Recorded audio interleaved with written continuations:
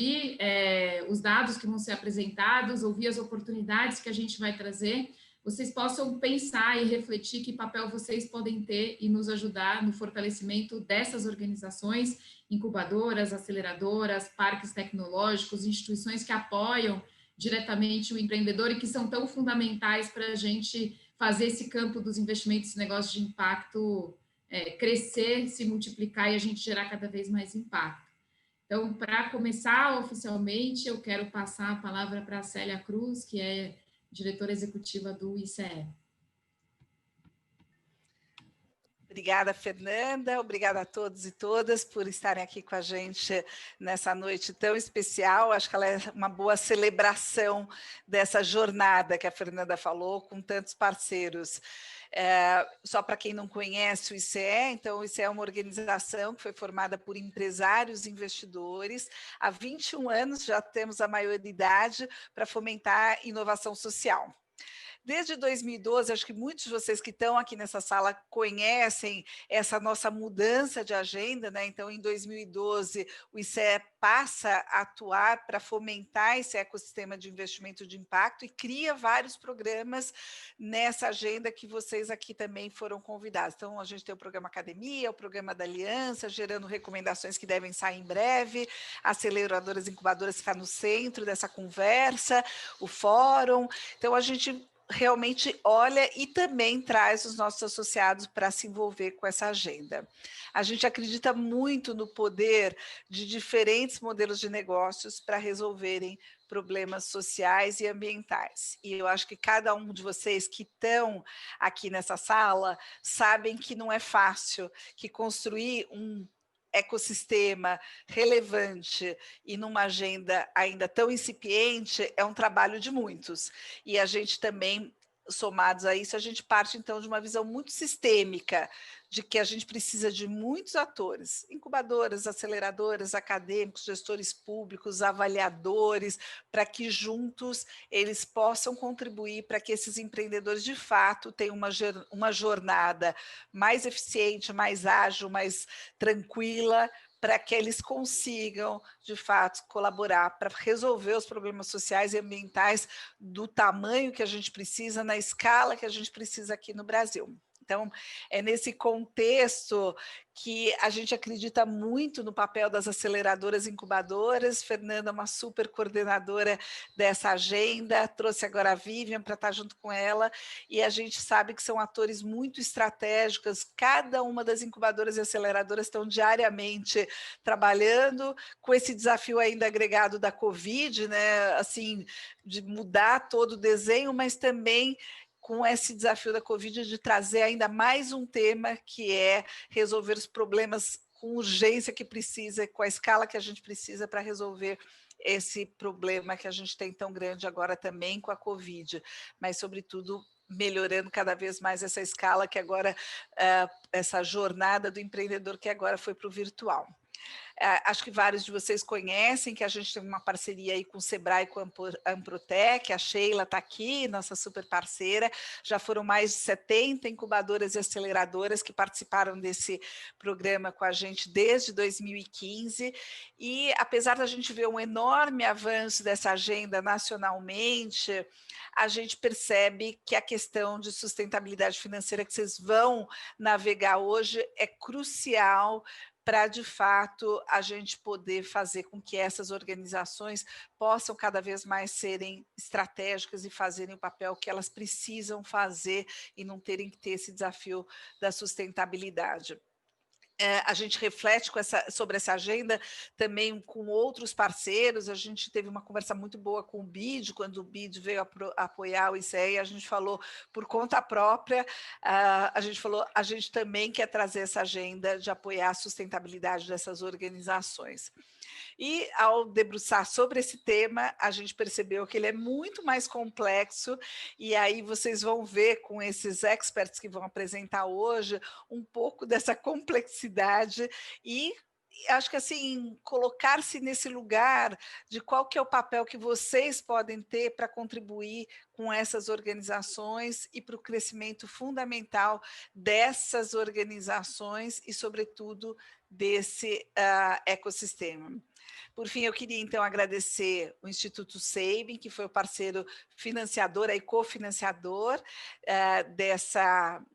desse estudo, e que, infelizmente, o Fábio está saindo, mas chega o Gabriel para ser o nosso apoiador, então eu passo agora a palavra para o Gabriel, celebrando aí todo o apoio de todas essas pessoas que trabalharam nessa jornada aí de fazer esse estudo e que vão apresentar hoje para vocês. Gabriel, com você. Um abraço. Boa tarde a todos e a todas. Obrigado, Célia. Pois é, estou recebendo esse bastão com muita responsabilidade, muita motivação do Fábio, né? O Fábio é um amigo aí de longa data, atuamos muito aqui no ecossistema local e também no ecossistema nacional. Bom, pessoal, para quem não me conhece, eu me chamo Gabriel Cardoso, né? Atualmente, então, eu estou como gerente executivo do Instituto Sabin, que é um dos apoiadores do Instituto, como a Célia falou. Para contextualizar rapidamente, o Instituto nasceu em 2005 e, na época, ele tinha a missão, então, de reunir e formalizar as práticas de responsabilidade social exercidas pelo até então Laboratório Sabin, né? O Laboratório Sabin, que hoje é o grupo Sabin de Medicina Diagnóstica, que está hoje presente em 12 estados, mais o Distrito Federal, que foi onde nasceu em 1984.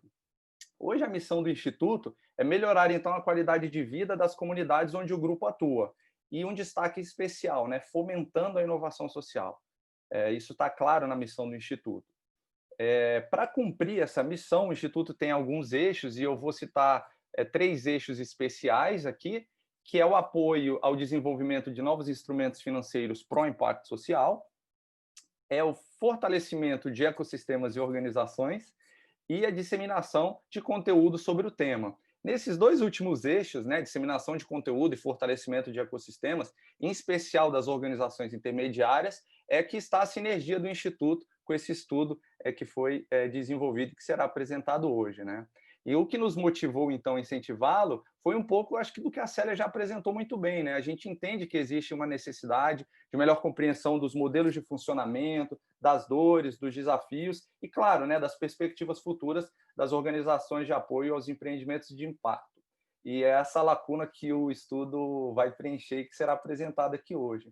Então, mais uma vez, eu quero agradecer o convite, parabenizar, em nome do Instituto Sabin e o ICE, um parceiro de longa data do Instituto, pela liderança desse projeto, assim como os demais envolvidos, e falar que estamos ansiosos, né, nós todos do Instituto, tem outras pessoas aqui assistindo, para conhecer as descobertas desse estudo, por meio da querida professora Graziela Comini, que vai falar conosco, e assim como ouvir o debate do painel que nós vamos ter com os atores do campo, mediado pela Fernanda, com a participação da Sheila Pires, do Daniel Brandão e do Rodrigo Mendes.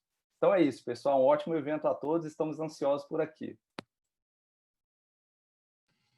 Obrigada, Gabriel e Célia. Gabriel, obrigada que você já apresentou uma parte da minha fala, quero dizer como é que a agenda está estruturada. Então, como o Gabriel mencionou, a gente começa com a apresentação da Grazi, que vai trazer, a professora Graziela Comini, que vai trazer os dados da pesquisa. Depois, a gente entra num painel com alguns especialistas que participaram da equipe da pesquisa e também com um convidado, que é o Rodrigo. Mas antes de passar a palavra para a professora Graziela, eu queria começar apresentando para vocês a equipe de pesquisa, que foi formada pelo ICE, que fez a coordenação geral da pesquisa. Participamos eu e Vivian. Como coordenadora técnica da pesquisa, a professora Graziela Comini assumiu esse lugar, e a gente ainda contou com a participação da Sheila Pires, do Daniel Brandão e do Arthur da Hora, que são Daniel e Arthur da Move Social, também grande parceiro do ICE há bastante tempo. Para finalizar essa minha fala inicial, eu queria super agradecer as organizações que contribuíram com o estudo. A gente teve muitas organizações que responderam a um questionário com os dados quantitativos, a gente teve muitas organizações que se dispuseram a participar de uma entrevista em profundidade para a gente pesquisar alguns dados qualitativos, e hoje a gente só consegue lançar esse estudo porque vocês dedicaram horas para que isso acontecesse. Então, eu queria fazer aqui um reconhecimento às organizações. A gente sabe como o tempo está escasso, especialmente nesse momento. Então, agradecer profundamente a contribuição de vocês para esse estudo. E agora, então, eu quero passar a palavra para a professora Graziela, que vai apresentar os resultados da pesquisa. Bom, boa tarde a todos. Para mim é uma grande responsabilidade a gente estar aqui sintetizando a pesquisa que foi feita com tantas mãos e com um time de elite mesmo. Era uma tropa de elite que desde abril a gente tinha reuniões constantes e que foi elaborando e reelaborando o trabalho, o estudo ao longo desses meses. Qual era a nossa preocupação em relação a este estudo, né? Primeiro, a gente se debateu muito sobre sustentabilidade, autossustentabilidade, e esses termos incomodavam bastante, né? E quando a gente, nas primeiras reuniões técnicas que a gente fez, a gente discutiu bastante, o ponto central do nosso estudo, e por isso que não é por acaso que ele chama Um Olhar, porque a gente não tem a pretensão de fazer uma tomografia, né? Muito profunda, né, sobre este fenômeno, mas que a gente pudesse compreender aquilo que estava acontecendo, né, compreender as condições necessárias para o desenvolvimento da sustentabilidade de aceleradoras e negócios de impacto. E, portanto, para a gente, o que ficava assim como pergunta orientadora era em que medida elas, de fato, elas estão financeiramente sustentáveis. E, particularmente, para nós da equipe, era muito importante compreender os fatores que, positivamente ou negativamente, contribuíam para que aquelas condições se revelassem nestas organizações, né? Então, acho que esse é o pano de fundo deste estudo e que foi justamente iniciado em abril. Então, imagine, como a própria Célia falou, a gente estava no início dessa loucura da pandemia e que a gente, então, era inevitável a gente poder dar um zoom no sentido de olhar qual que foi o impacto do Covid nessas organizações, sejam elas essas organizações que fomentam o empreendedorismo de impacto, de negócios de impacto, e também os negócios que são incubados por essas organizações. O estudo que vocês vão ter acesso, ele tem duas abordagens, uma quantitativa e outra qualitativa. E é muito importante a gente destacar para vocês que, diferentemente de algumas pesquisas que a gente começa com quantitativo e depois a gente aprofunda no qualitativo os resultados do quantitativo, aqui a gente saiu nessas duas abordagens de maneira simultâneas, né? Para a gente poder olhar numa amostra, né, que já vinha de organizações, no programa que a própria Fernanda comentou, da Amprotec, do SEBRAE e do ICE, né, para a gente entender a dinâmica dessas organizações e que a gente adicionou com as organizações que foram mapeadas e que estão no Guia 2,5 do Quintessa, que também teve o lançamento no primeiro semestre, e a gente queria, então, ter uma aproximação, né, em relação a essa temática. E no qualitativo, a gente queria escarafunchar, que a gente queria ter um olhar com mais profundidade, cujo o questionário não seria possível. A gente, então, na nossa amostra, é de 104 organizações, que então é a somatória dessas duas bases de dados, e no qualitativo a gente fez entrevistas, né, com 10 gestores e diretores executivos de incubadoras, aceleradoras, né, e de programas, né, que têm essa iniciativa, e duas organizações a gente utilizou dados secundários. Eu vou, então, passar de maneira bastante rápida, porque eu falei para a Fernanda, é um problema um docente fazer iniciar um evento, né? Mas eu estou aqui, né, contabilizando todos os minutos, e a ideia é que a gente possa apenas apresentar de maneira bastante rápida os principais dados e que vocês possam depois ler com calma a publicação e que todas as perguntas difíceis vocês encaminhem para a mesa que vai ter, né? E graças a Deus que nós temos aí tanto Sheila, Daniel e Rodrigo, e eu não vou precisar responder nada, vocês encaminhem para eles ao longo do debate. No levantamento quantitativo, né, o que ficou evidente nessa amostra, né, são organizações que a gente poderia dizer maduras porque boa parte dessa amostra, que a gente teria a maioria, 60%, tem mais de 10 anos, que elas já estão aqui, né, atuando neste segmento. Mas a agenda de impacto, ela ainda é recente para aquelas que já atuam nesse contexto de incubação e de aceleração, particularmente aquelas que estão na base de dados da Amprotec, né? A gente percebe que existe apenas 15% que já tinham um olhar para negócios de impacto, né, há mais de 10 anos, então a gente está falando de organizações mais novas, né, que incorporam essa temática, mas o bom da história é que houve um aumento expressivo do número dessas organizações que inseriram na sua estratégia um olhar para negócios de impacto, né? E aquelas que já nasceram, né, com este propósito, a gente tem 1/3 dessa amostra. O que a gente percebeu no levantamento quantitativo, né? Que o custo de operação, em média, dessas organizações gira em torno de 100 a 300 mil. Mas a gente tem uma equipe muito diminuta, né? São quase heróis, né, do dia a dia, lá na ponta, né, que tentam fazer um milagre, né, de fomentar o campo, de ajudar no fomento de empreendedorismo em seus territórios, né? A gente viu que em torno de, em média, 3 pessoas com dedicação integral a esses tipos de organização, que no nosso estudo a gente está chamando, né, de organizações de fomento ao empreendedorismo de impacto, né? A gente chamou de OIE, né, para facilitar, até porque o nome de incubadora e aceleradora já não dá mais conta, as pessoas acabam não se referindo tanto como uma incubadora aceleradora, percebem que fazem muito mais do que uma incubação. Quando a gente vê a questão e já tentando buscar um olhar mais para a sustentabilidade, né, a gente viu que 1/3, né, da nossa amostra tem uma altíssima dependência da mantenedora. E isso tem que estar no nosso radar, né? Ou seja, boa parte do seu orçamento, ou seja, acima de 75%, ela depende da mantenedora, mas o que surpreendeu o time, né, nas nossas discussões, é que quase a metade ela não tem ingerência nem responsabilidade pela elaboração do seu orçamento, ou seja, alguma coisa que é dado e que se vira nos 30, né? Você tem que se virar com aquilo que é dado pela sua mantenedora. Então, esse é um aspecto que a gente vai perceber que vai afetar a dinâmica dessas organizações.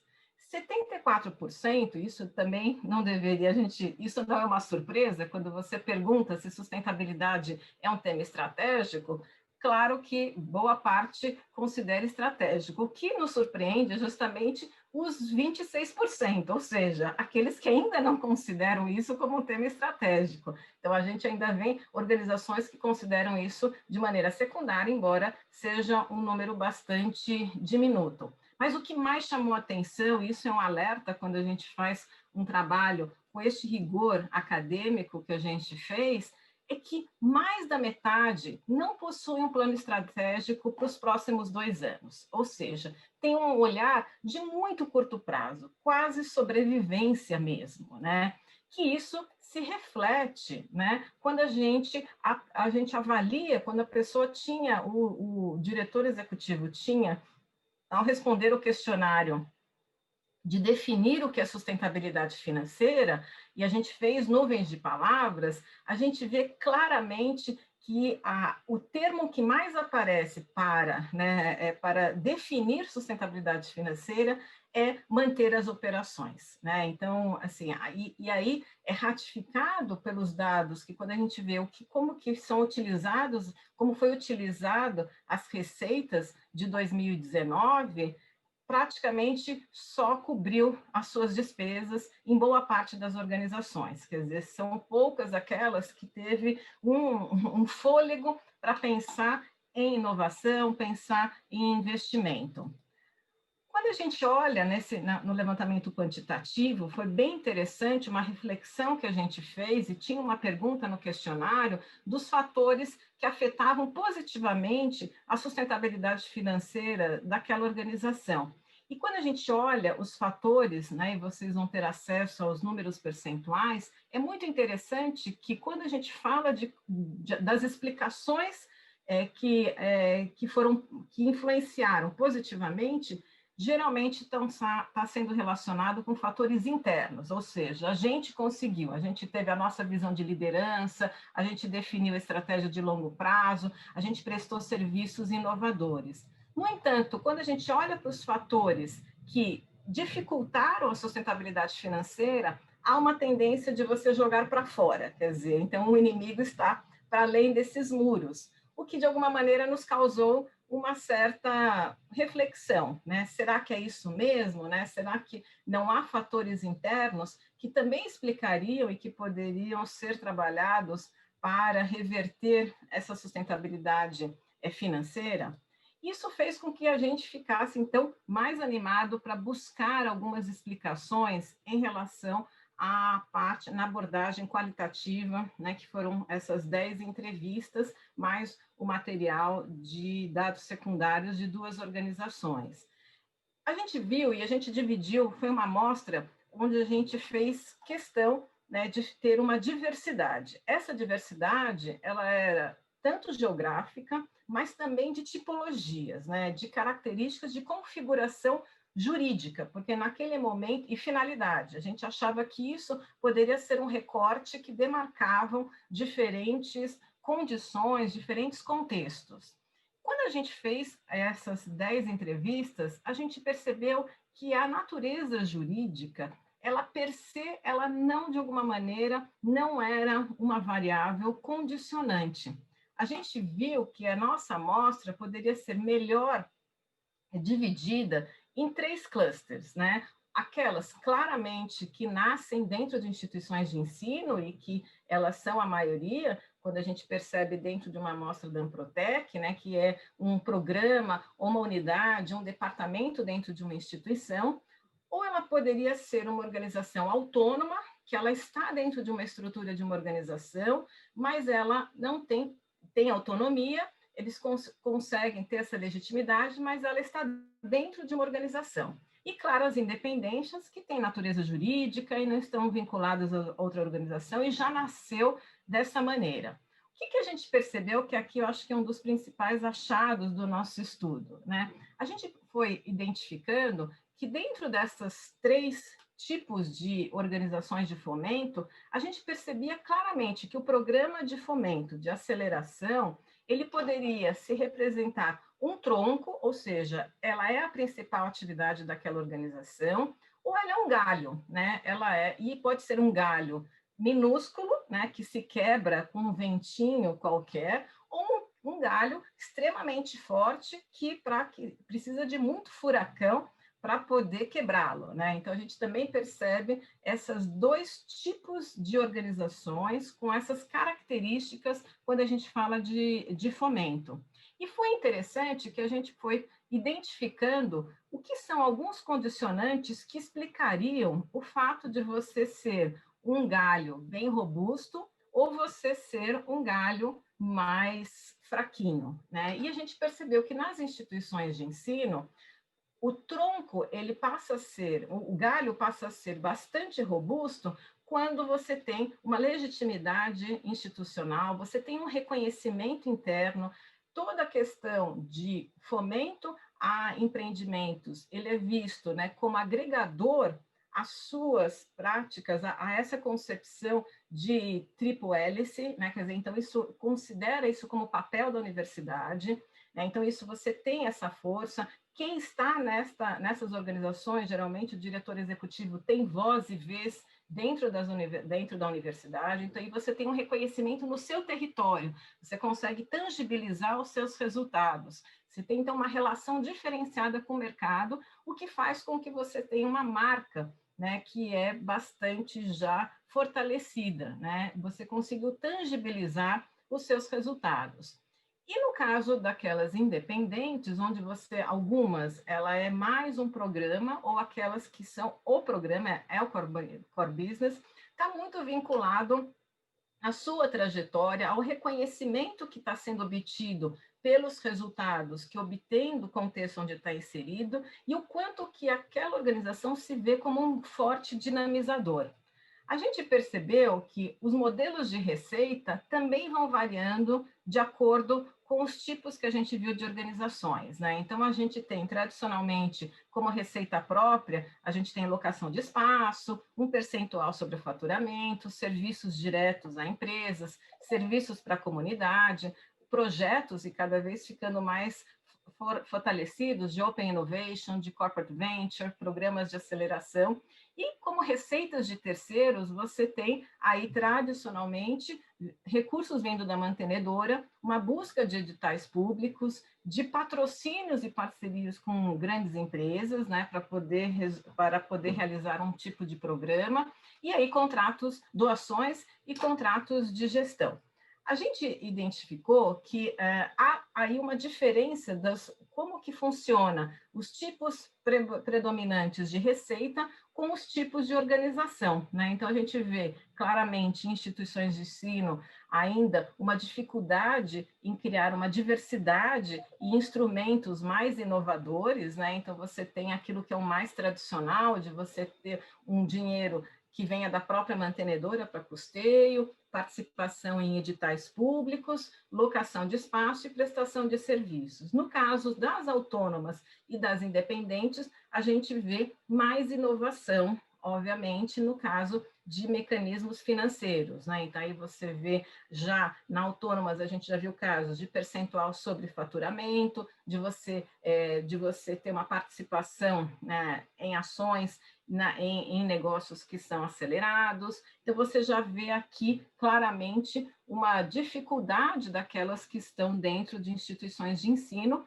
mas também, no caso de autônomas independentes, a gente percebe que a inovação ela não está espalhada. A gente viu alguns exemplos, bons exemplos, que poderiam ser disseminados para inspirar outros tipos de organização. Quando a gente fala da captação de recursos e você poder fazer essa diversificação, alguns elementos influenciam essa capacidade que você tem, né? Primeiro, o quanto que aquela cultura de inovação e de empreendedorismo, né, ela é percebido dentro daquela organização e naquele território onde está inserido aquela organização de fomento. Um ponto essencial que a gente viu é o perfil da equipe. E aí a gente viu que nas entrevistas ficou muito evidente aquele gestor super empreendedor que, pelo fato de você estar responsável por uma organização que fomenta empreendedorismo, também é empreendedor, né? E aí você vê quanto que vai sendo buscado alternativas.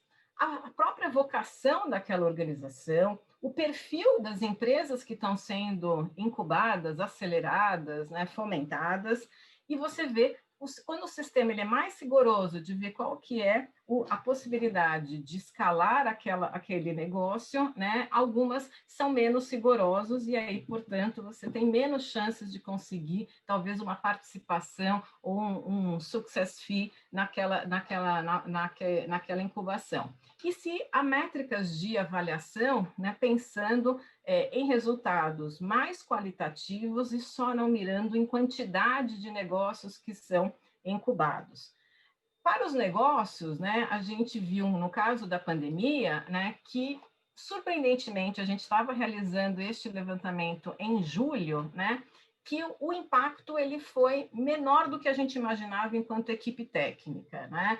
Claro que naqueles que estavam direcionados para negócios de impacto, né, que fomentam o empreendedorismo da quebrada, né, que fomentam empreendimentos, né, que não usam tecnologia, houve realmente uma queda substancial, de praticamente 70% dos empreendimentos. Mas, surpreendentemente, nas entrevistas, a gente viu que houve possibilidades de, em alguns casos, inclusive, aumentar o faturamento em 50%, particularmente para aqueles que já no seu portfólio contavam com organizações que usavam a tecnologia na área da saúde, logística e educação, que foram segmentos que foram bastante demandados aqui na pandemia.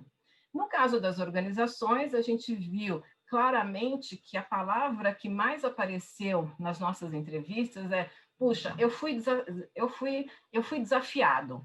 eu tive que sair dessa zona de conforto, né? A equipe também foi desafiada, então desacomodação foi o termo mais usado nas entrevistas para explicar os impactos da pandemia, e que também muitos foram criativos e foram rápido nessa passagem do online, né? E não ficaram aí chorando e lamentando uma determinada situação que estavam vivenciando. Enquanto projetos futuros, isso a gente vai ter espaço também para falar na mesa, tanto com Sheila, com Daniel e com o Rodrigo, mas existem coisas bem interessantes de constituição de fundos de investimento, de estruturação de fundos de blended finance, participação nas empresas, aumento de portfólio de incubação à distância. Então, o que era alocação de espaço, que representava tanto no passado, talvez isso não faça sentido, talvez, tão fortemente no contexto que a gente está vivendo e que vai persistir daqui para frente. Então, gerou uma oportunidade de criação de cursos à distância, de necessidade de maior parceria com grandes empresas, particularmente na porta de inovação, e a gente viu que aqui há um espaço enorme para intensificar parcerias com diferentes atores do ecossistema.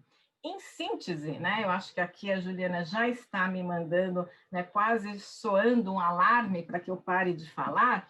Eu diria que a sustentabilidade, né, ela é estratégica, mas está atrelada a um olhar ainda de muito curto prazo.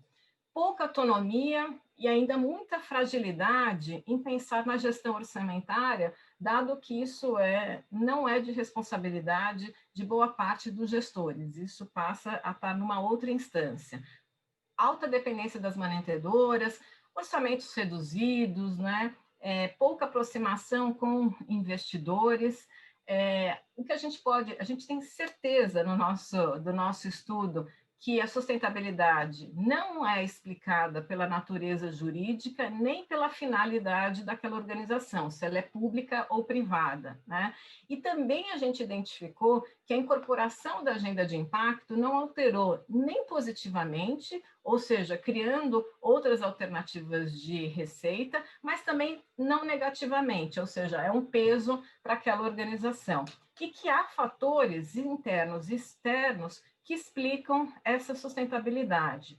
O que a gente ficou enquanto síntese do trabalho, e que isso deu uma janela para que depois a Fernanda apresente algumas recomendações, é que a sustentabilidade de cada uma das organizações que participaram no questionário, que participaram nas entrevistas, ele é um reflexo da sua capability. E o que é capability? Da sua capacidade, né? Que existem alguns elementos que explicam isso, né? Quais são essas habilidades de mudança e inovação? Quais são os mecanismos de aprendizagem e governança e gestão do conhecimento existente naquela organização? E claramente a gente vai ver resultados, ou seja, alguns indicadores, né, muito claros de algumas organizações que têm fortemente uma capacidade dinâmica na geração de ideias, em mudanças organizacionais, em inovação e desenvolvimento de novos mercados. Então, para a gente foi uma boa surpresa a gente já identificar isso nesta amostra tão diversificada. No entanto, uma boa parte, né, das organizações ainda carece de maior fortalecimento institucional dentro do contexto onde ela está inserida, seja ela dentro de uma universidade ou seja ela dentro de uma localidade, de um território. E, particularmente, para a gente ficou muito evidente o fortalecimento organizacional, onde se trabalhe no desenvolvimento daquele time para que não fique, né, preso na figura dessa alta liderança que são heróis, né, que a gente já viu com um time tão diminuto, mas que precisam também preparar seu processo sucessório e as suas competências não devem estar só centralizadas nessa figura do gestor. Então, como que a gente consegue fortalecer e desenvolver a organização? Então, agora eu passo a palavra, espero não ter extrapolado, e passo para a Fernanda dar continuidade e falar das recomendações. Gra, muito obrigada. Foi muito bom, acho que rever, né, todos os dados da pesquisa. Acho que o que eu queria contar para vocês é que a partir dos resultados, né, desse levantamento, a gente ficou ficou bastante provocado, né, a equipe de pesquisa, junto com a equipe do ICE e a equipe estendida, né, inclusive dos outros programas, a pensar, puxa, o que a gente faz com essa informação, né? Se a gente entende que a sustentabilidade financeira das organizações de apoio ao empreendedor, ela é fundamental para que essas instituições consigam alavancar e apoiar empreendedores de impacto de uma forma robusta, com qualidade, que eles consigam gerar cada vez mais impacto, o que a gente faz, né? Como é que a gente devolve isso para o campo e fala, olha, esse é o cenário que a gente vê e o que a gente precisa fazer a partir daí. E foi daí que surgiram, então, essas 10 oportunidades para ação que a gente identificou, fazendo essa reflexão, né? Então, vocês vão ver que nem todas estão diretamente vinculadas à sustentabilidade financeira, porque o que a gente percebeu é que justamente a sustentabilidade financeira, ela depende de muitos fatores e por isso as recomendações extrapolam, às vezes, a sustentabilidade financeira em si. Mas passando muito rapidamente para a gente poder ir para o debate, acho que a nossa primeira recomendação é que nós como campo, nós como ecossistema, a gente invista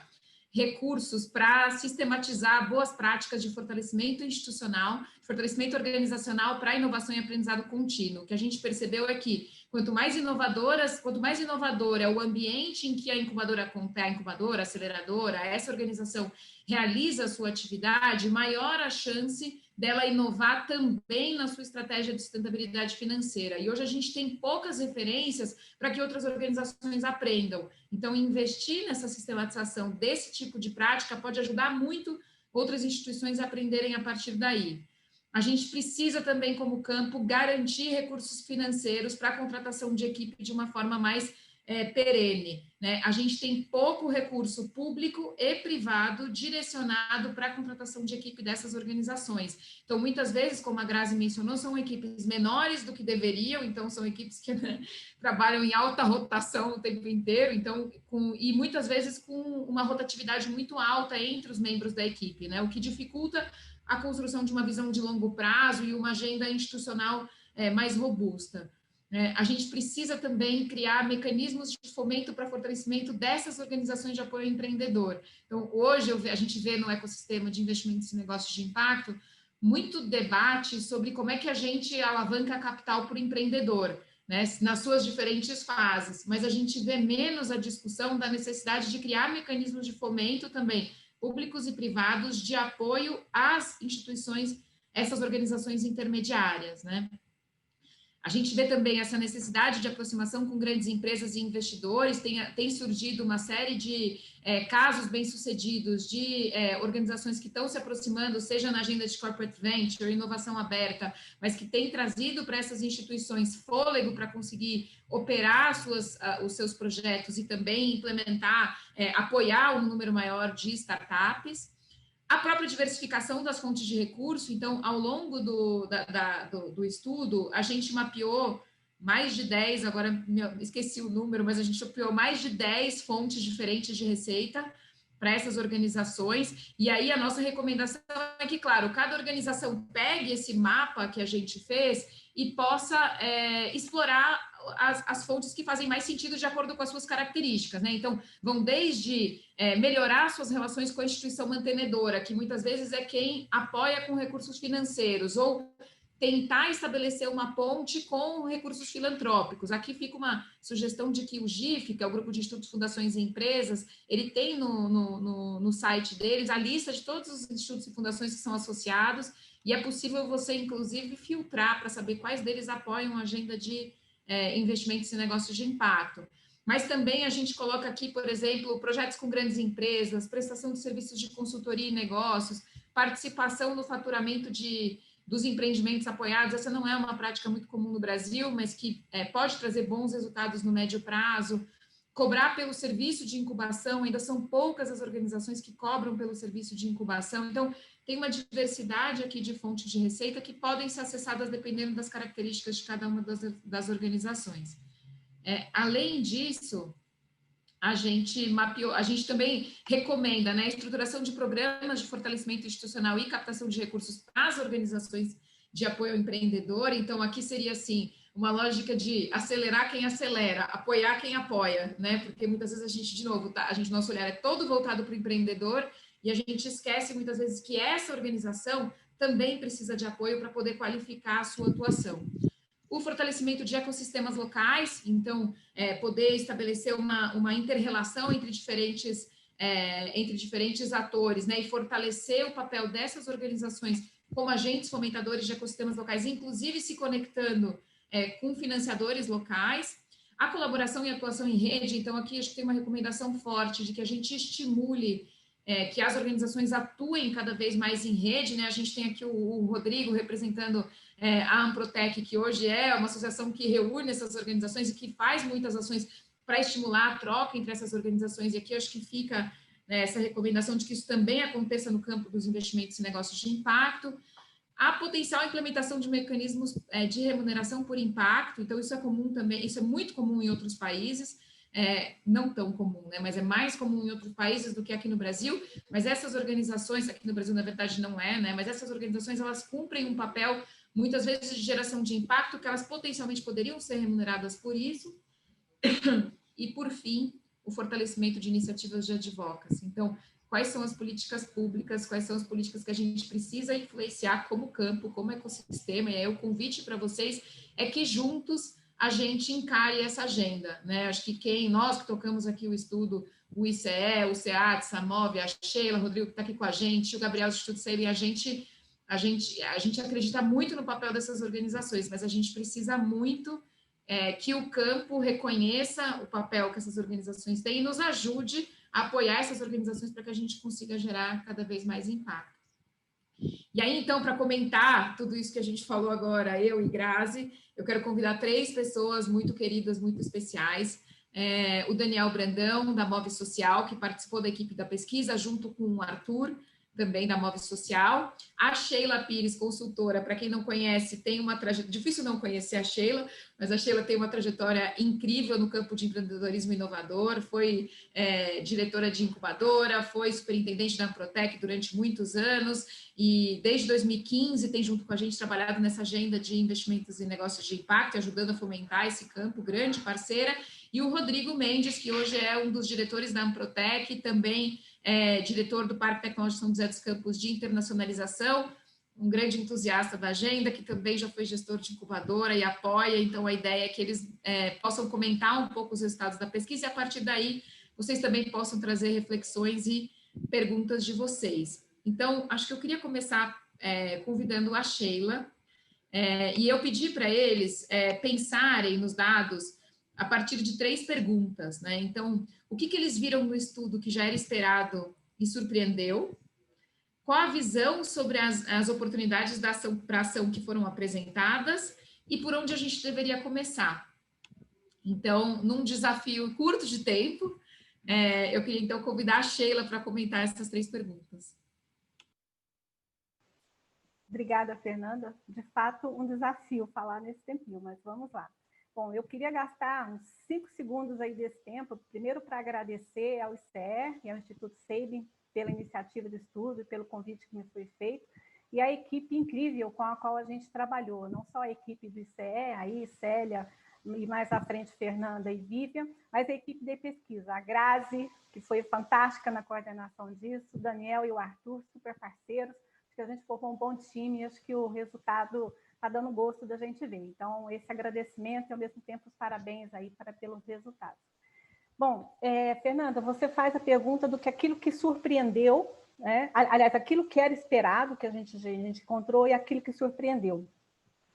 Entre o que era esperado, essa grande percepção que a gente sempre tinha, que foi um tema de debate lá no início, que a Grazi comentou, é a questão da sustentabilidade, né? A gente entender muito bem que é muito difícil, com as características que a gente tem, não só no Brasil, mas no mundo todo, desses ambientes que apoiam incubadoras, que apoiam empresas, né, nascentes, sejam elas inovadoras no campo do impacto ou não, que elas sejam sustentáveis, né, do ponto de vista de que elas possam gerar receita para se manter, ou seja, que o serviço delas gere a receita necessária para a sua manutenção. Isso é algo extremamente difícil pelas características do negócio, incubação ou aceleração.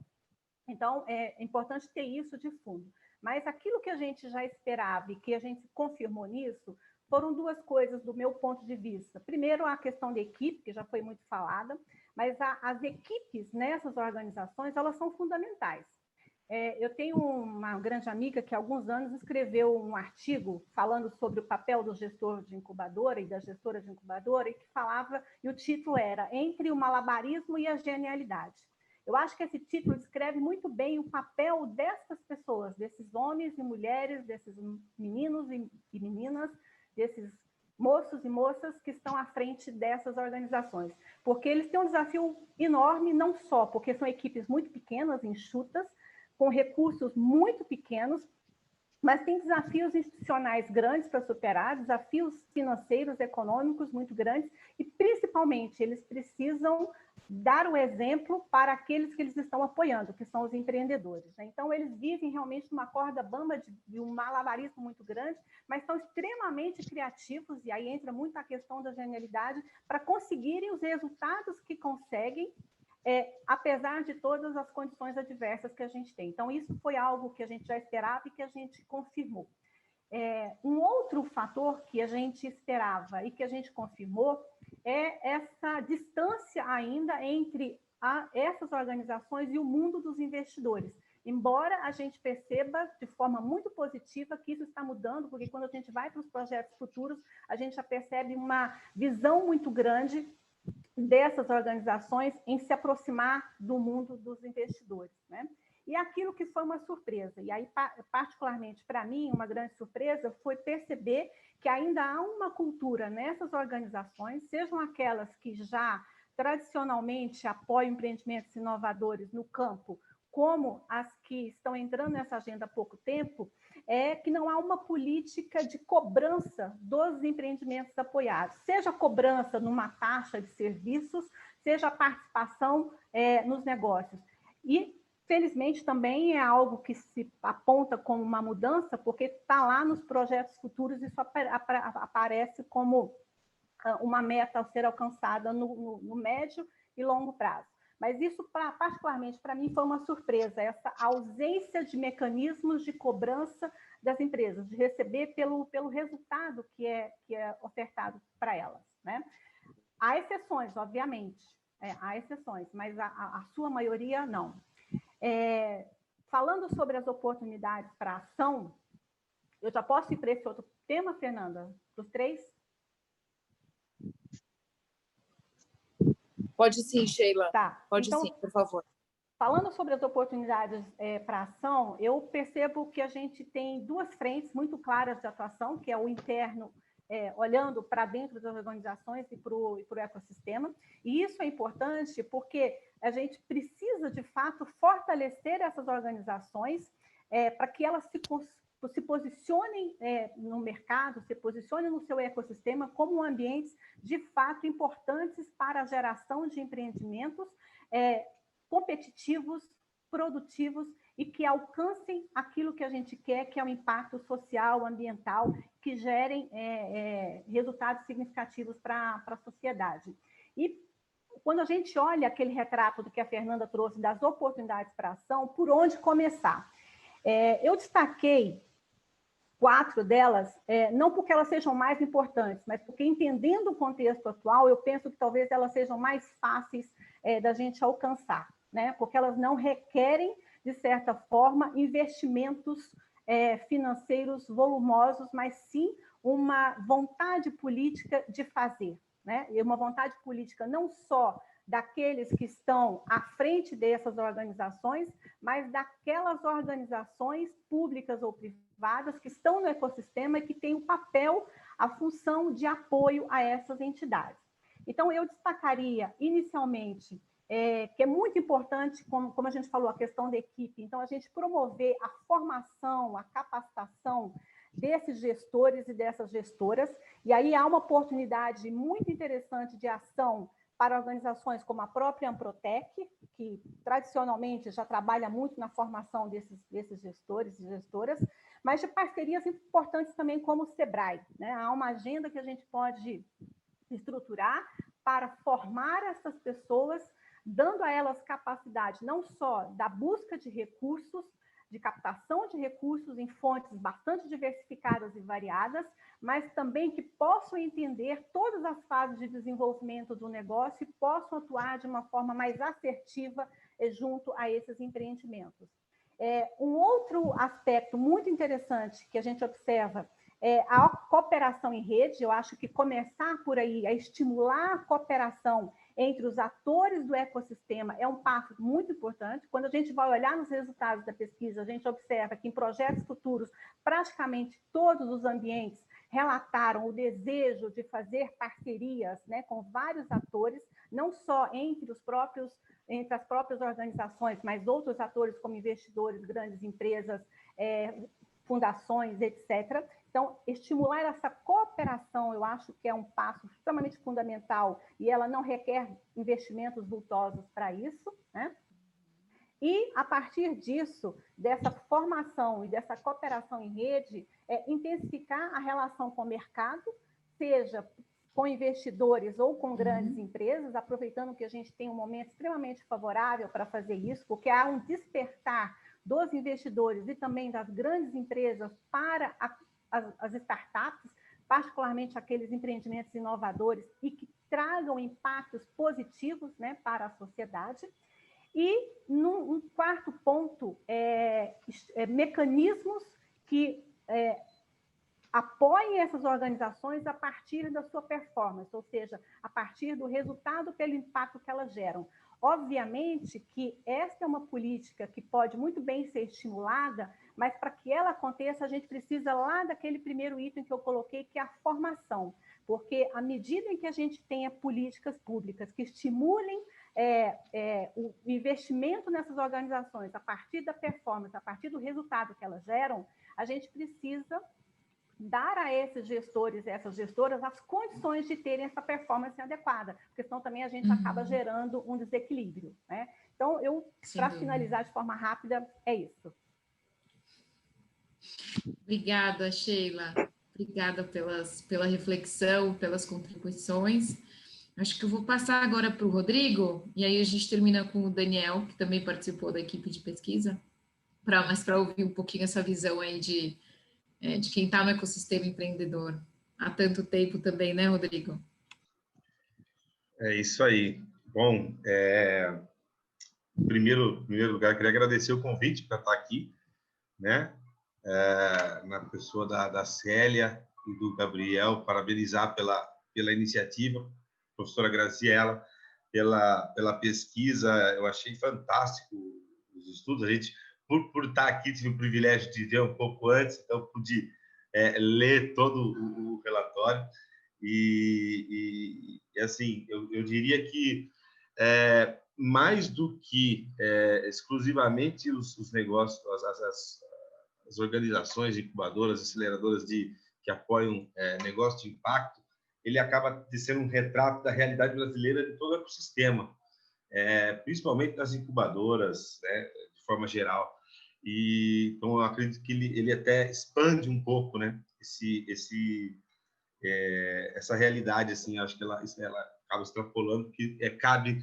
E uma das coisas que me chamou a atenção é justamente a gente tinha sensação e agora a gente tem o fato concreto ali revelado pela pesquisa. Então, acabou trazendo dados e informações que comprovaram uma suspeita que a gente já tinha, e agora é fato relevante para a gente poder corrigir os rumos das organizações que precisam dessa reestruturação. Nas perguntas que você colocou, Fê, eu diria que o esperado era isso, né? A gente já tinha essa sensação, né,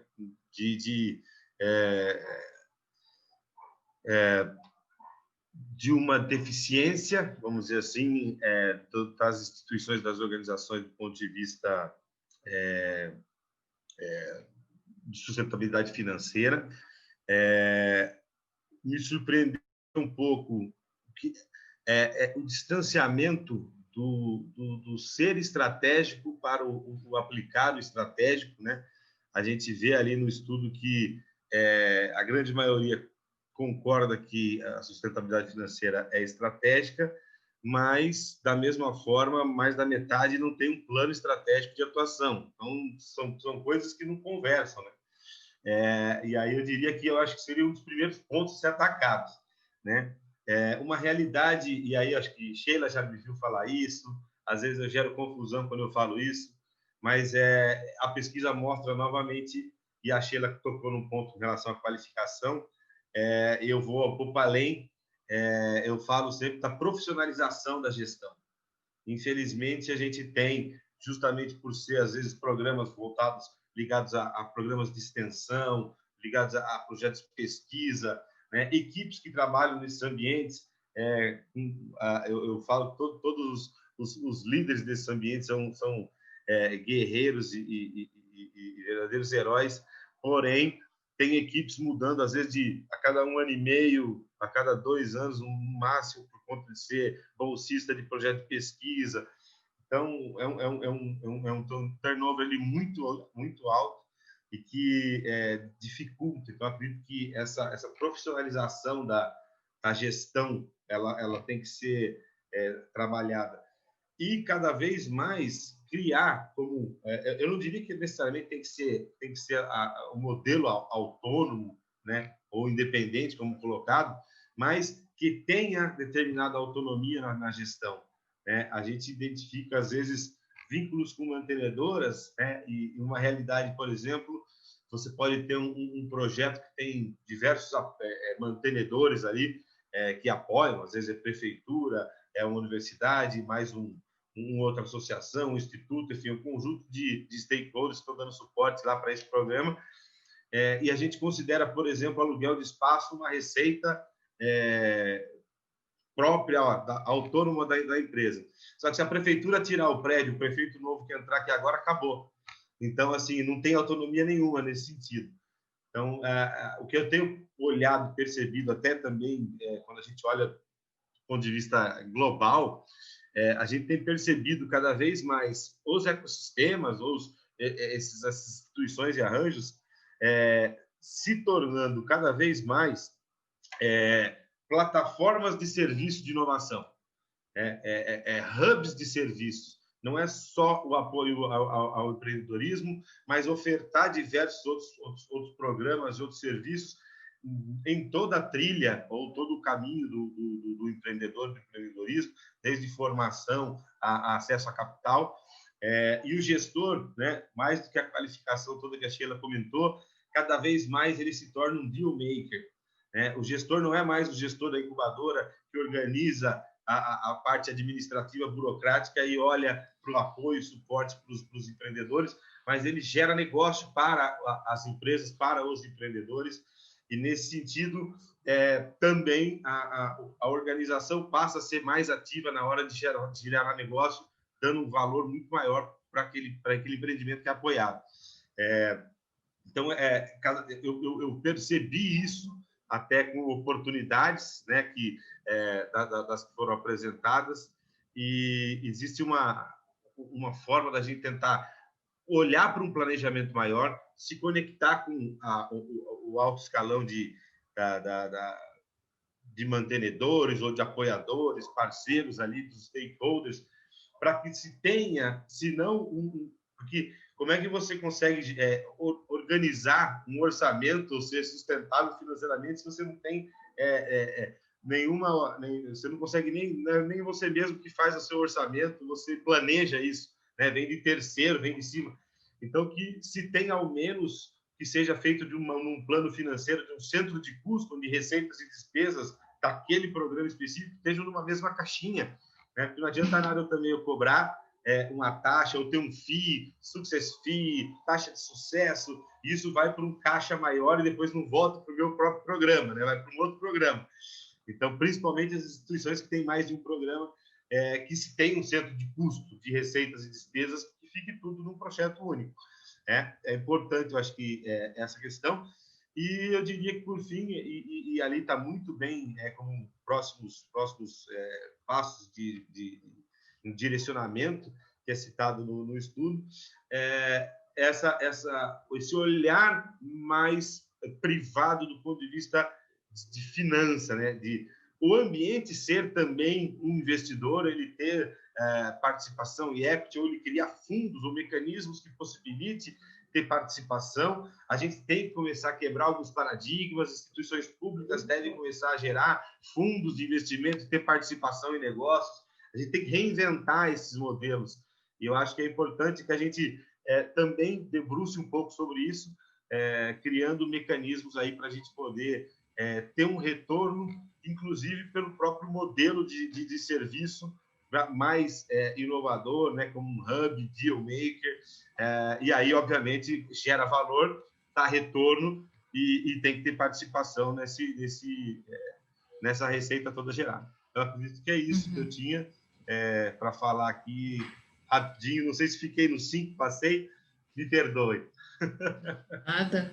Obrigada pelas contribuições. Acho que vocês dois, né, Sheila e Rodrigo, trouxeram pontos super interessantes, né, de como é que a gente pode fazer essa agenda avançar. Acho que me chama bastante atenção essa colocação do Rodrigo de que esses desafios não são desafios exclusivos das organizações de apoio ao empreendedor de impacto, mas de organizações de apoio ao empreendedor em geral, né, Rodrigo? Então, acho que a gente também pode unir esforços aí de diferentes organizações para conseguir endereçar essas questões.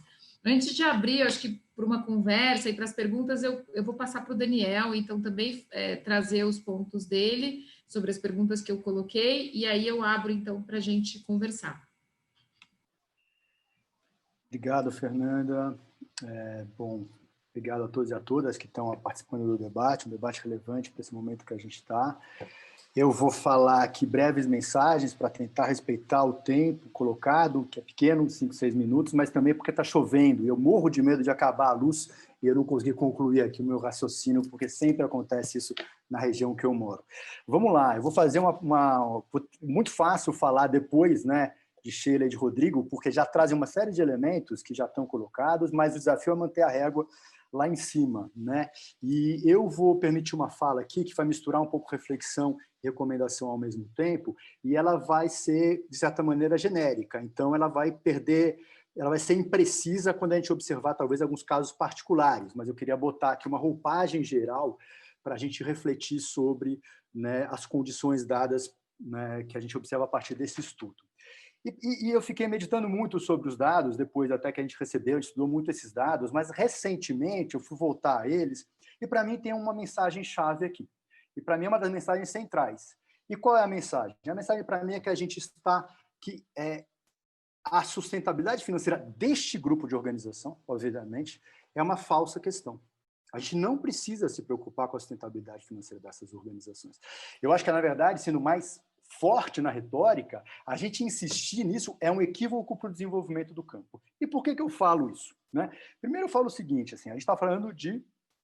E o que eu falo é contraditório em si, porque a sustentabilidade sempre será uma questão, a gente sabe disso.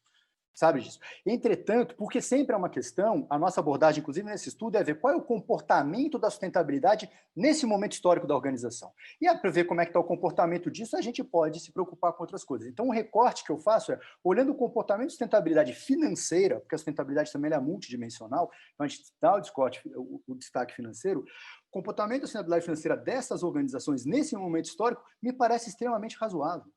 E aí até estou querendo provocar uma outra leitura em relação ao que foi dito até agora. Por que é razoável? As organizações têm 10 anos ou mais e estão aí.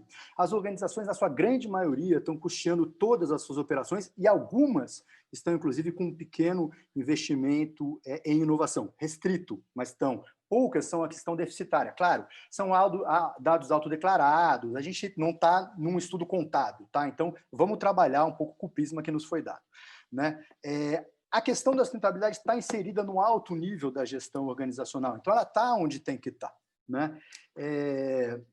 Então, eu diria assim, que desse prisma, eu falo assim, olha, está tudo bem. Essas organizações elas estão se mantendo e estão entregando a história. O que começa a aparecer, talvez, como desafio? Né? Como desafio aqui para a gente, a partir desse estudo, e aí pode ser o deslocamento para a gente fazer.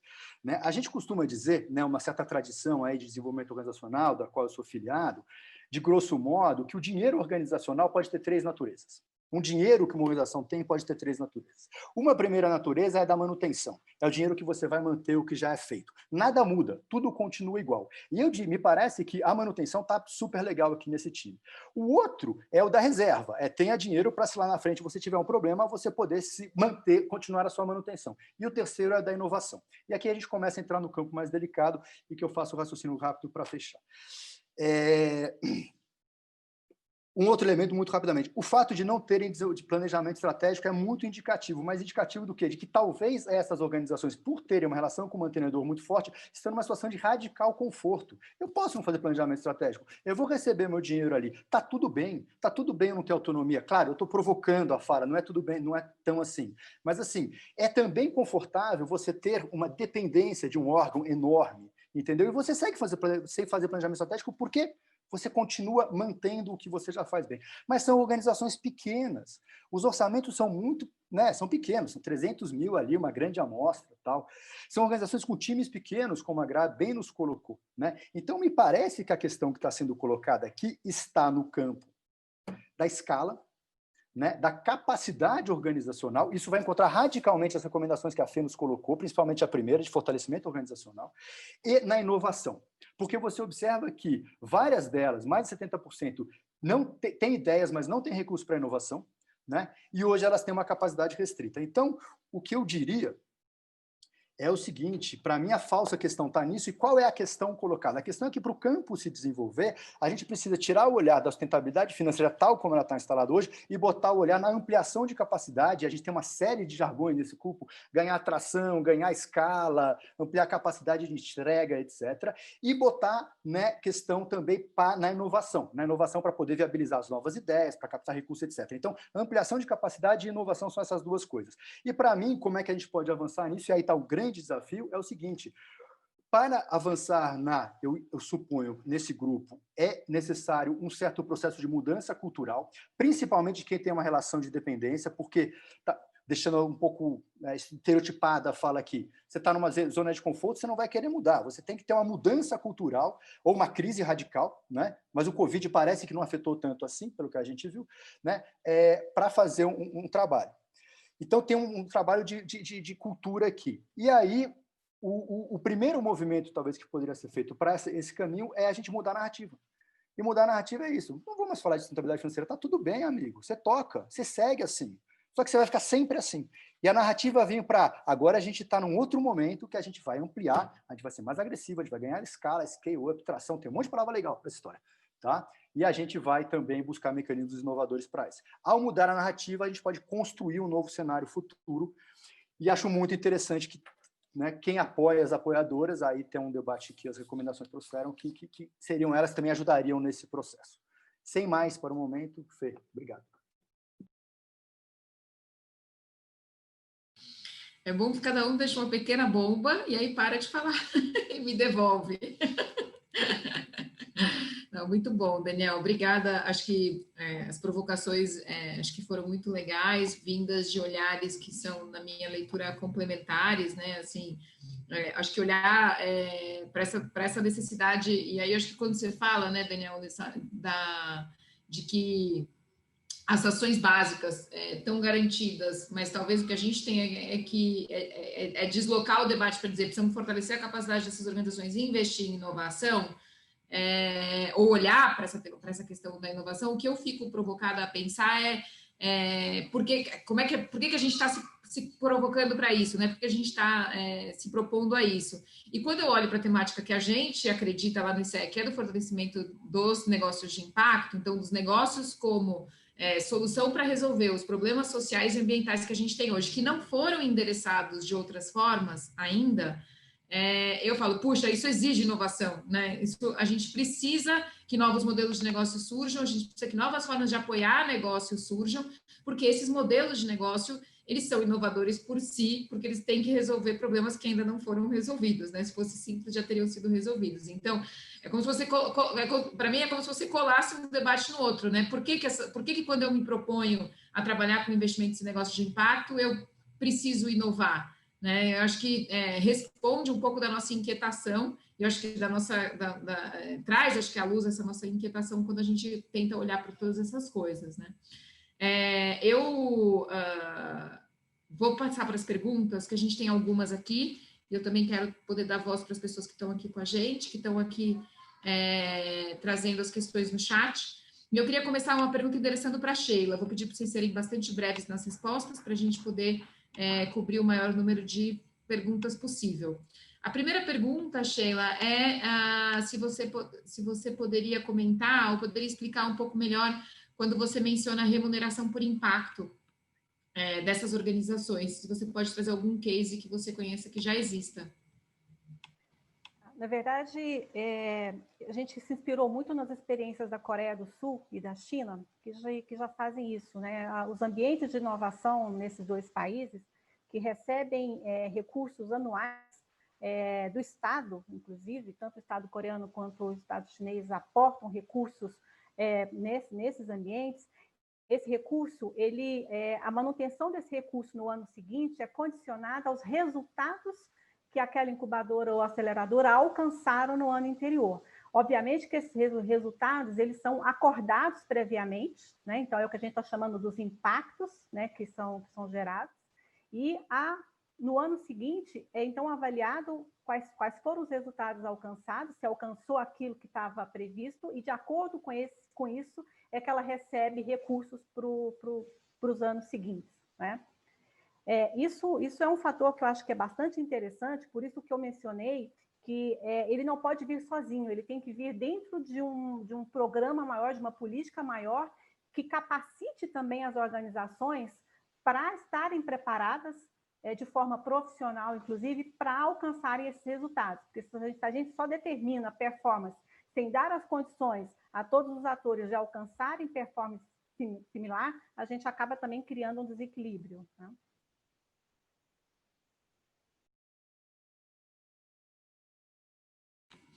Sim, e daí acaba, na verdade, apoiando quem menos precisa, né? Então, acho que tem que ter esse cuidado, né, Sheila? A próxima pergunta, eu vou deixar para que algum de vocês responda, vou deixar aberto, mas a pergunta como pesquisadores ou como a academia pode, de alguma forma, contribuir nesse cenário que foi apresentado? Vai lá, Gra. Eu ia dizer, Gra, fica super, por favor, contribui com essa pergunta. Olha, né? Estava lá no chat aqui já tentando eliminar algumas das perguntas, né? Assim, diga, Fê, pode repetir, que eu estava aqui respondendo para a Ana da Quintessa. A pergunta foi, como pesquisadores ou a academia, na visão de vocês, pode contribuir nesse cenário que foi apresentado? Bom, eu acho que assim, a academia, sem dúvida, assim, o seu papel essencial, né, assim, pensando em estudos, né, onde a gente possa, né, entender melhor, até a gente ver capacidades dinâmicas, né, o próprio Daniel fortaleceu essa ideia de que, mais do que falar de sustentabilidade, vamos empurrar essas organizações para elas serem inovadoras, né? Porque walk the talk, né? Como que você pode estimular a inovação em quem você está ajudando e você não é inovador em pensar na sua própria organização. Então, há uma certa incoerência, né, nesse aspecto. Mas a academia, em termos concretos, eu acho que, de fato, é você ajudar a pensar em alternativas, em recomendações. Dentro da própria academia, a gente viu que boa parte dessas organizações estão vinculadas a universidades, e o quanto que essas organizações conseguem ter legitimidade, o quanto que a gente ajuda essas organizações a tangibilizar os seus resultados, a mostrar o seu impacto que estão gerando. Eu acho que isso, parcerias com universidades para apresentar dados mais concretos, eu acho que essa é uma parte, uma pequena parte que a academia poderia ajudar.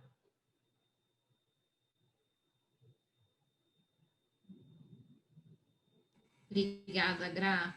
Agora, assim, uma coisa que é interessante, porque boa parte das organizações estão dentro das universidades e pouco está sendo feito, né? Então, se tem algo, as inovações, elas acontecem justamente, as principais inovações a gente identificou mais nas instituições que são autônomas ou independentes, né? Então, acho que a gente tem que fazer lição de casa também dentro das nossas próprias organizações, né? Considerando que boa parte delas estão dentro de universidades.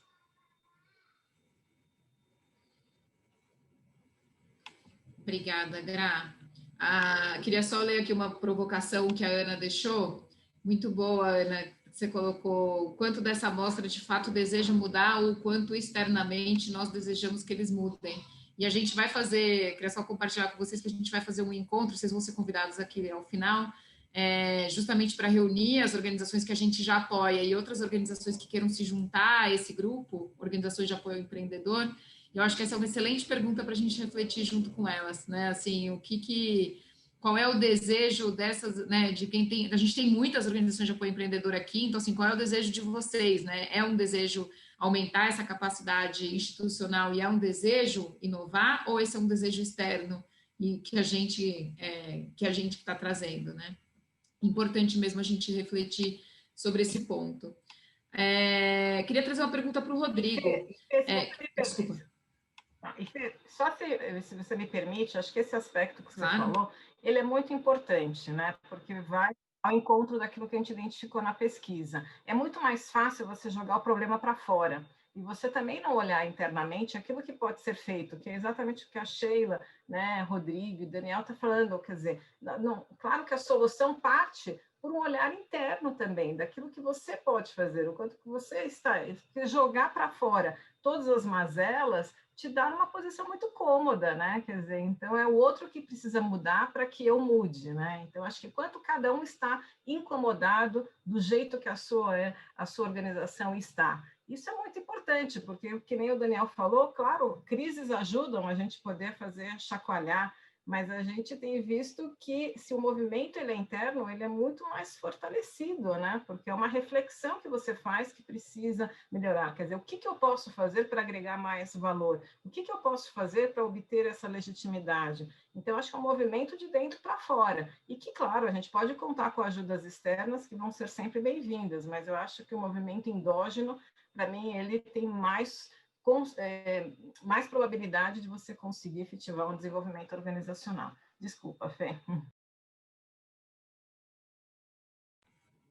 Nada, super bom o ponto que você trouxe. Agora eu vou mover um pouquinho, eu acho que a visão de um olhar para fora, porque a pergunta que está aqui endereçada para o Rodrigo que tipo de assuntos poderiam ser levados no nível de advocacy para mudar essa realidade? Então, Rodrigo, você que está lá na Protec, você que, né, representa o parque, que você está muito externamente, o que você diria que poderia ser levado para influenciar num nível de advocacy, mudar essa realidade? Você sabe que eu fiquei pensando um pouco em relação a isso, né? Também lendo as recomendações da pesquisa, e uma das coisas que veio na minha cabeça, que é algo que poderia ser trabalhado, que assim, a gente tem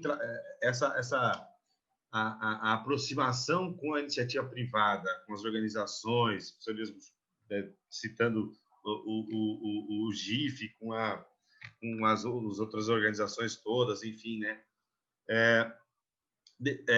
Eu não conheço, eu desconheço isso, não acredito que eu nunca ouvi falar. Se tiver, vai ser uma surpresa. Mas nós temos modelos, por exemplo, de incentivo à cultura, de incentivo a... Eu estou falando aqui de forma de criação de política pública, para discutir isso no nível de criar uma política pública para apoio ao empreendedorismo de impacto, num modelo como esses modelos de incentivo via projetos, né? Por exemplo, uma Rouanet, de cultura, leis de incentivo à cultura, enfim, uma forma de lei de incentivo onde empresas podem financiar projetos que apoiem iniciativas de empreendedorismo. Isso é algo para se levar a se discutir numa escala nacional, de repente, e um mecanismo diferente que faria com que a gente conseguisse seria uma nova fonte, talvez, aí de recurso que pode ser trazido para isso. Outra forma é também, não só do ponto de vista de política pública, né, de governo, mas e aí eu acho que o ICE tem feito um trabalho muito legal em cima disso, mas é algo que a gente também pode levar para uma forma de ampliar, trazer, possibilitar essa aproximação também, né, de grandes corporações, de grandes organizações, com esse ecossistema todo de negócio de impacto, de apoio de negócio de impacto, promovendo essa relação, né? A gente pode trabalhar com sponsorship, inclusive para programas que gerem impacto, que estão relacionados diretamente com alguma ação de algumas empresas. Esse modelo de sponsorship pode ser interessante, né? E isso para a própria organização, um modelo de corporate venture social, não sei, né? De trabalhar alguma coisa nesse modelo junto com essa questão de inovação aberta. São ideias que a gente pode levar para grupos de discussão, né? No MEI cabe uma discussão como essa, né? No próprio governo, ou outras linhas que a gente pode levar. Essas foram algumas coisas que eu fiquei pensando, né? E não imaginava que você ia perguntar isso, mas eu estava com isso na cabeça. Então, mas se tiverem outras ideias também, né? Mas essas são algumas coisas que eu acho que a gente pode pensar e discutir. Legal, acho que muito para avançar e para amadurecer, né? Nessa direção, Rodrigo, que você mencionou, de grandes empresas, na linha de Corporate Venture e Inovação Aberta, a gente tem algumas experiências bem interessantes. Uma delas é da Vedacity, que tem trabalhado, né, no fomento à inovação aberta, e aí com um olhar de pensar em produtos e serviços que de alguma forma contribuam para questões da população de baixa renda, em especial na habitação. E aí já aproveito para contar para vocês que eles vão estar na conferência da Amprotec, que vai acontecer no final de novembro, apresentando o case deles na mesa de inovação aberta. Então já aproveito para fazer aí uma propaganda do evento. Depois posso mandar para todo mundo o link, vou pedir para o Rodrigo me mandar o convite, daí posso mandar para todo mundo. E também acho que tem casos, né, dentro dessa área de habitação, tem casos também de uma aliança de algumas empresas nessa área de construção civil, e entre elas, uma delas é a Intercement, né, que eles têm uma iniciativa que chama Housing Impact, super interessante também, de fomento a startups para resolver questões de habitação. Então, realmente, acho que essa aproximação de grandes empresas com essa agenda pode alavancar e trazer um capital que hoje não está direcionado para isso, né? Mas tem muito para ser feito. Eu acho que a gente tem um trabalho árduo aí de sensibilização das grandes empresas para esse olhar. Eu acho que vou aqui, depois de tantas reflexões bacanas, eu quero deixar, a gente está compartilhando, vai compartilhar aqui com vocês no chat o link para a publicação. Então, a publicação já está disponível no nosso site, então, para que todo mundo possa baixar. A Bianca também vai projetar a tela para vocês poderem ver. Quero convidar todos para vocês baixarem e aí lerem com calma os resultados. Quero deixar, em especial, as portas do ICE abertas, virtualmente nesse momento, mas para que todos que se identifiquem com essa causa, e acho que todas as organizações que queiram contribuir com essa agenda de fortalecimento das organizações de apoio aos empreendedores de impacto, que nos procurem, porque essa é e continuará sendo uma agenda prioritária para o ICE nos próximos anos. E quero também convidar as organizações de apoio ao empreendedor que estiverem aqui presentes para que participem de um evento que a gente vai realizar, um encontro que a gente está chamando de dinamizadores de impacto, mas é um encontro que a gente está realizando com todas as incubadoras e aceleradoras que passaram pelo nosso programa em parceria com a Amprotec, com todas as organizações que estão fazendo o curso online que a gente está realizando agora e todas as outras organizações que tenham interesse. A ideia é a gente aprofundar nessa temática de economia de impacto e resiliência no pós-crise. É um evento de 2 dias e vai ser bem mais num formato workshop do que palestra. Então, ele é um evento bastante interativo, participativo, que a gente conta com vocês para a gente poder debater ainda mais esse tema, e eu acho que poder qualificar cada vez mais a nossa atuação nessa agenda tão fundamental para o campo de investimentos e negócios de impacto. E com isso eu encerro o nosso encontro, agradeço profundamente a participação de cada um de vocês, espero contar com vocês aí para a gente avançar essa agenda no Brasil. Obrigada, pessoal. Parabéns. Se vocês quiserem abrir os microfones para falar tchau, fiquem à vontade. Parabéns, muito Obrigada. bom. Parabéns, muito jóia. Obrigada, foi um prazer trabalhar nesse estudo. Muito obrigada. Tchau, pessoal. Tchau.